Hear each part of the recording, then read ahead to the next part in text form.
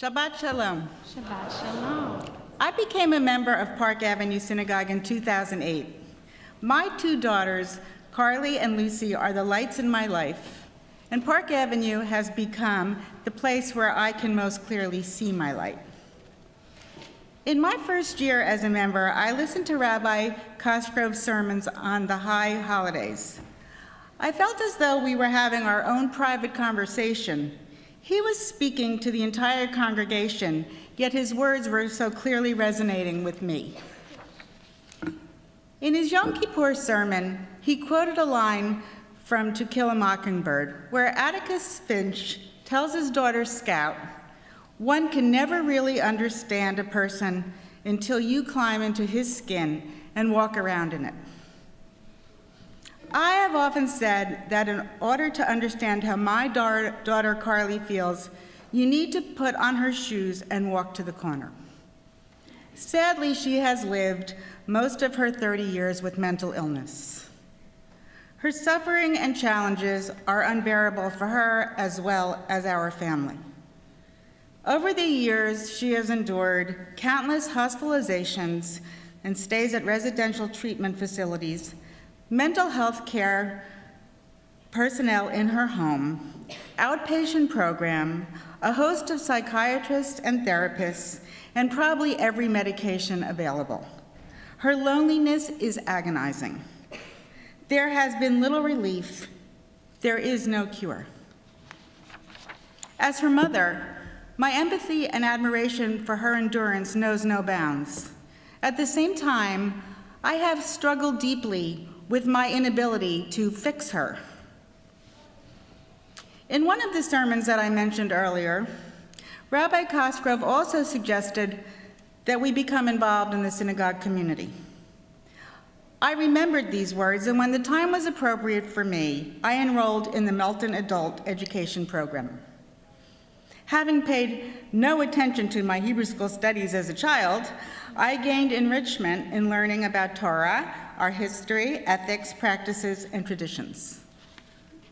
But what was most meaningful for me was that I became part of a new community and gained a deeper level of acceptance and understanding for Carly's condition. It has been said that the Purim is a story about fate, and was one of the holidays we learned about in our first year as a Melton student. Carly's Hebrew name is Esther, after my grandmother of blessed memory, who died shortly after she was born. Clearly, Carly's story is different than Esther's, but during this class, I understood for the first time how Carly's life was one of fate, and that there was nothing really that she had done or I could do but accept that which I could not change. For me, that was just the beginning. Because what I came to further understand and appreciate during this first year of learning was that as many times as I would go to synagogue and pray for Carly to be cured or even have a moment of peace, I realized that my prayers would probably be unanswered. That did not mean I should stop praying. Instead, I saw things in a new light. And while I pray for her every time I am in synagogue and everywhere else, I came to understand that the prayer which could be answered is for me to find my own strength to face these challenges. Having said this, I wish I could say that it's always been easy for me to stay strong. Every year, my family spends the first day of Rosh Hashanah with my parents at their synagogue, Oheb Shalom in New Jersey. They have been members of this congregation for at least 60 years. In 2014, I remember the year because it was Derek Jeter's last game that evening.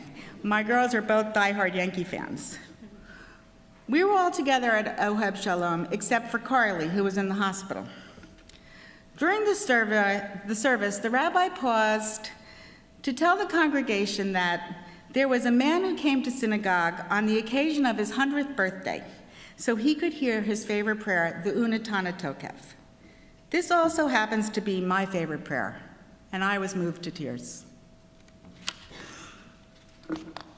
That evening, I went to visit Carly in the hospital. I was worried she would be very sad to be missing being with the family and Jeter's last game, so I brought apples and honey and challah to celebrate with her. She barely recognized me, had no remembrance of the holiday or Derek Jeter. I was both angry and heartbroken. Hadn't she suffered enough? Hadn't I? So on the second day of Rosh Hashanah, I decided not to attend services. What would be the point? At Lucy's urging, I agreed to go. Arriving in my usual state of late, we got to the synagogue just as Cantor Schwartz was about to chant the Unatana Tokef. Perhaps it was his voice, so beautiful and passionate, or the prayer's meaning, or just the reflection of the previous day, but my faith returned and I was at peace again. The next day, I sent an email to him telling him what had happened. Within 5 minutes, he called and asked how he could help and if he could visit Carly. That was just the beginning of the support and care I have received from the PAS community and the clergy. I am pretty sure that I have used more tissues in Rabbi Zuckerman's office than any other congregant. 2 years later, as my 60th birthday approached, I decided to join the Women's Bat Mitzvah program. This would be the ultimate celebration for me. A month or two after classes started, I had a series of my own misfortunes, and I decided that maybe I had made the wrong decision. I made an appointment to tell Rabbi Zuckerman that the time was not right for me. The night before our meeting, I went to see Carly. She handed me a gift box. Inside the box was the yad she used when she became a bat mitzvah. She told me that I could use it when I read from the Torah, and then she started chanting the blessings before the Torah. I canceled my appointment with Rabbi Zuckerman and continued to study with him, Cantor Lysics, and my 12 amazing bat mitzvah sisters. On the first day of Shavuot in June 2016, I stood on the bima and chanted the 10 Commandments. Carly was not present to say the blessings, but Lucy and my sister were, and my parents and dearest friends and relatives were seated in the sanctuary. I have no doubt that this was one of the most spiritual and cherished moments in my life. The light and the connection that I felt to God in prayer and all of my loved ones was never stronger. Afterwards, at a gathering in my home, which Carly did attend, my sister told my guests that what she admired most about me is that while others think about things they would like to do in their lives, her sister Debra does them. The impact of this statement goes far beyond learning to chant from the Torah, something I do with great passion still. A day does not go by where I don't try to find ways to make Carly's life more bearable. Sadly, resources are scarce. But we are lucky to have caring friends and family who help and support us.